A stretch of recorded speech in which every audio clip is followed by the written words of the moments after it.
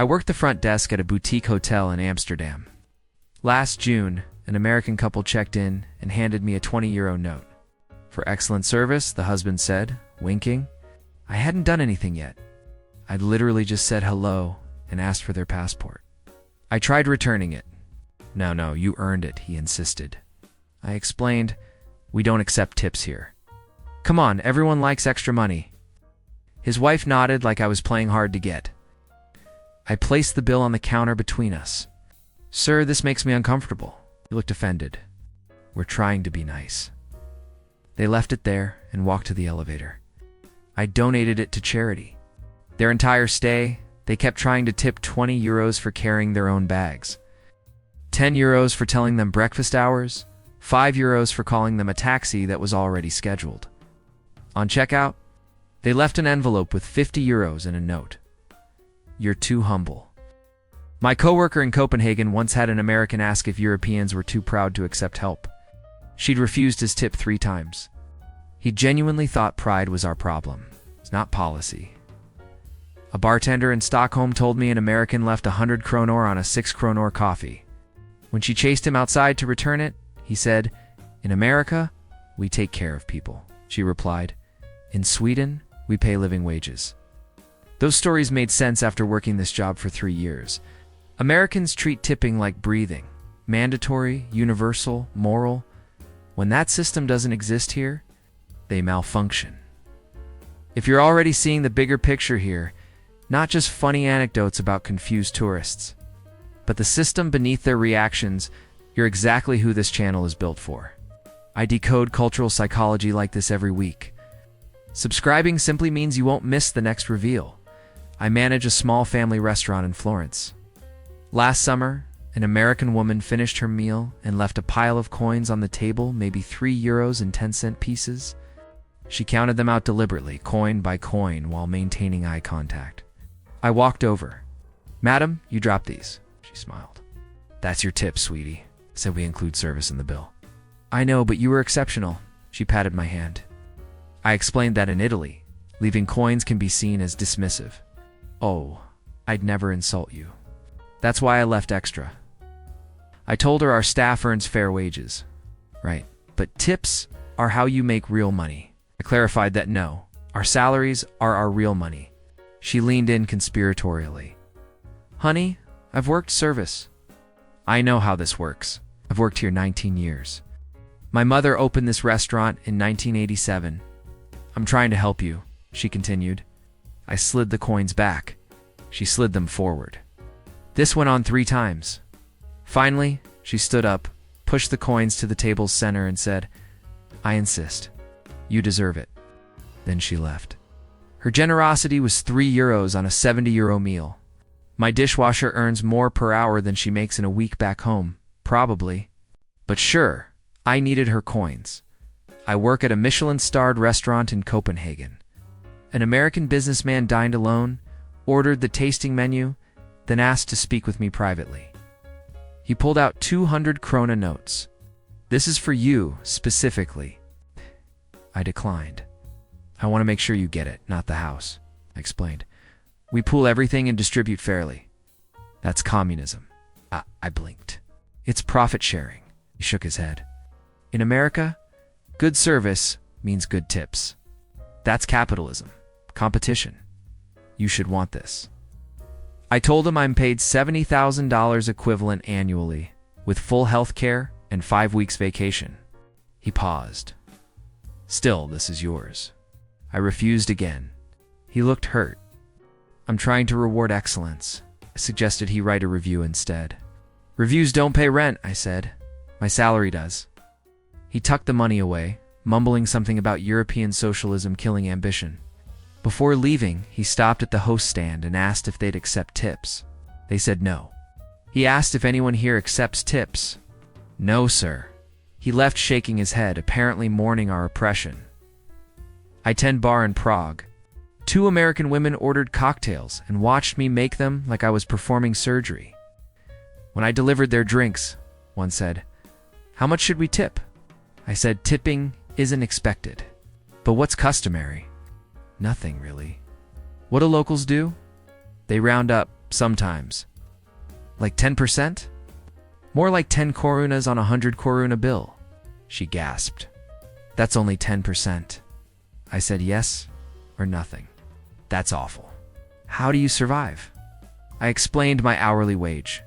She calculated it. That's more than I make, and I have a degree, her friend added. But without tips, where's the incentive? I asked what she meant. Why would you be nice if you're not earning it? I stared, because it's my job. She shook her head. In America, service means something. You work for tips. It keeps you honest. I wondered what dishonesty she imagined poisoning drinks for fun. They left 20 euros on a 15 euro tab to show how it's done. I bought the kitchen staff coffee with it. I drive a taxi in Berlin. Last autumn, an American couple got in and immediately asked, "What's the tipping situation here?" I said it's optional, maybe round up. What percentage? Perhaps 5 or 10% if you're feeling generous, but most people just round to the nearest euro. The husband looked disturbed. That's insulting. I said it's normal here. How do drivers make money? I explained our meter rates are fair and regulated. But tips are how you really earn. I said no, fares are how I earn. What about good service?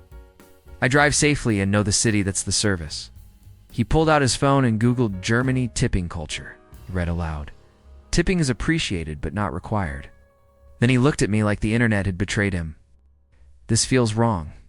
His wife agreed. We should still tip 20%. It's who we are. I told him it's genuinely unnecessary. We're not going to stop being good people just because we left America, she said firmly. I realized tipping was moral identity for them. When we arrived, the fare was 18 euros. He gave me 30 and refused change. You earned it. I hadn't done anything special. I'd driven 12 minutes in light traffic. But he needed to tip. Not for me, for himself. Most people stop at the surface. Americans tip too much. Here we go deeper. We ask why it feels like a moral crisis when the script is gone. If you want to keep unpacking the psychology shaping everyday behavior, this is where the real conversation happens. Subscribe so you stay ahead of the insight curve. I work at a museum in Vienna. An American family visited, and the father asked where to tip. I said, we don't have tipping here. For the guides? Guides are salaried. For you, I'm an employee. Who do we tip? No one. He looked panicked, like I'd told him breathing was optional. There must be someone, his teenage son said. Dad, they don't tip here. The father snapped, I know that, but we do. His wife suggested tipping me anyway. I declined. What if we just leave money at the desk? I explained that would confuse my colleagues. There has to be a way to show appreciation. I suggested he could donate to our restoration fund. That's not the same. I asked what difference he saw. He struggled. Tips are personal. They're about connection. Said his entrance fee funds everything, including my salary. But I want you to know, I valued your help. I said I do know. You've told me 3 times. He left looking defeated, like he'd failed a cultural exam. His wife whispered to him, at least we tried. Tried what? To force money on people who declined it? They wandered off debating whether to leave cash hidden somewhere. I imagined finding mysterious euros in exhibits like Easter eggs. I work reception at a spa in Reykjavik. An American woman checked in for a massage and asked about gratuity. I said it's included. I know, but what's appropriate on top of that? Nothing additional. Really nothing? Really nothing. She frowned.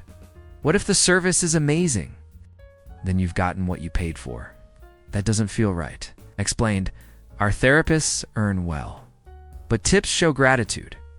I suggested she could thank them verbally. She looked skeptical. Words don't mean as much as money. I found that sad, honestly. After her massage, she returned to the desk distressed. I tried to tip, and she refused. I feel terrible. I said that's normal. But I want her to know I appreciated her. The therapist appeared and said, I heard. Thank you, that's kind. The American thrust cash at her. Please, I insist. The therapist stepped back. I can't accept that. It's policy. The woman's eyes filled with tears. I don't know how to show I care without tipping. The therapist touched her shoulder. You just did. You told me? The American left crying, genuinely distressed that her primary love language had been rejected. I felt sorry for her, trapped in a system that taught her money waste only valid appreciation. I manage a cafe in Dublin. Last winter, an American regular came in daily during his 3-week work trip. He was polite, quiet, ordered the same coffee every morning. On his last day, he handed me an envelope. Open it later, he said. Inside was 400 euros and a note. For 3 weeks of perfect service, you made my mornings special. In America, this would be normal. I know it's not here, but you deserve it. Thank you for treating me like a person, not a transaction. I stared at the money. I'd made him coffee. That's it. I'd smiled and asked about his day because I'm not a robot. He'd tipped me roughly 20 euros per interaction for basic human decency. I thought about keeping it. 400 euros would have been nice. But it felt wrong, not because of policy, but because it revealed how broken his normal was. He'd paid extra for something that should be default, being treated like a person. I tracked him down at his hotel. He was shocked I'd followed him. I returned the envelope.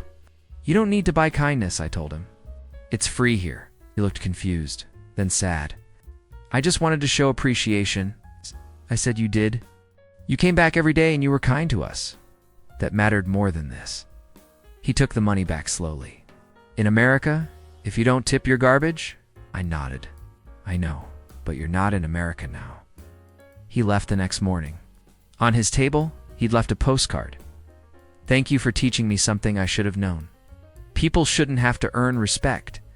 Sorry it took leaving home to understand that. I kept the postcard. I donated the 400 euros he'd snuck into our tip jar anyway while I wasn't looking. Americans can't help themselves. Tipping isn't generosity for them anymore. It's reflex, desperation, identity. They've been conditioned so thoroughly that not tipping feels like moral failure. Even when tipping itself is the failure of their system, their employers, their culture. They come here in panic because we've removed their script. Without tipping, they don't know how to interact. It's honestly sad. Still, I appreciated that Americans note. Most never question it. They just assume the whole world is waiting for their 20%. And when we say we're not, they think we're lying or proud or oppressed. They can't imagine a system that just pays people fairly from the start. That would require admitting their system is broken, and that's too expensive to acknowledge. You've already seen what most people never think about. Subscribing isn't about helping this channel, it's about staying informed, enough to question systems instead of accepting them. The people who subscribe here, they're the ones who think before the culture thinks for them.